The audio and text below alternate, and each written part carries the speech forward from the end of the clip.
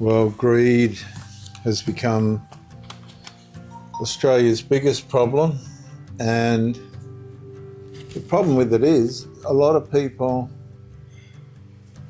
are on the end of it in way of the cost of living. Now, people had opportunity to make right choices and they didn't, and now they're suffering the consequences of that relative to how they were going to financially carry out the rest of their lives. And now they're going to pay rent for the rest of their lives because they didn't make the leap and buy a house or anything. I was lucky I decided to do that. But it's still a tough gig if you got a mortgage. But the mortgage that I've got is nowhere near the catastrophic amount of rent. The psychological consequences this is having on people, particularly this generation that see things beyond reach, is demoralising to say the least. And the interesting part about this is the deeper you go into it right now, you'll see a lot of business people saying, we're getting out of Australia. And they're doing that for a reason. They're doing it because of the costs of living in Australia. So if the business people that are well off are abandoning the country to get better living conditions and more for their money somewhere else, and they know how to do that, manage that and finance it, what message does that send to the people that are struggling, that can't see a light at the end of the tunnel, that are mentally worn out and physically fatigued? What message does that say to those people? Because they're stuck in this. Australia is irretrievable. When raising a family started feeling financially dangerous. Have you ever wondered when having children stopped feeling like a natural step in life and started feeling like a financial risk? For generations, Australia expected that work hard, make room for the family. And it might not always be easy, but there was confidence that ordinary people could build a home, raise children, and gradually create a secure future. Then the calculations changed. The huge unreachable home costs now are more than attainable for most.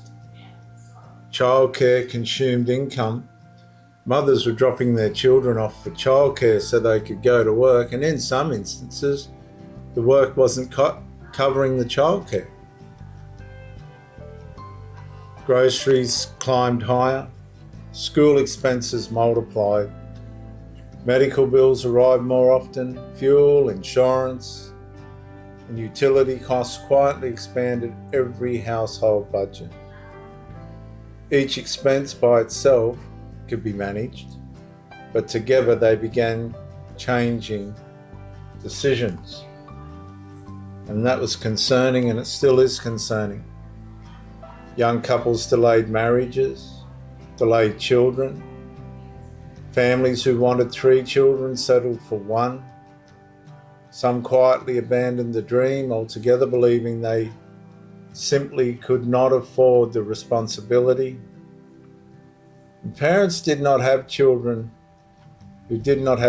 work longer hours simply to maintain what previous generations considered ordinary.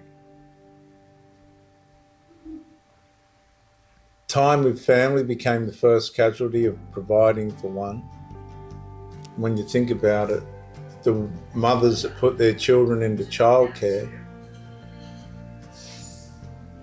weren't spending the time that those children needed with their mother.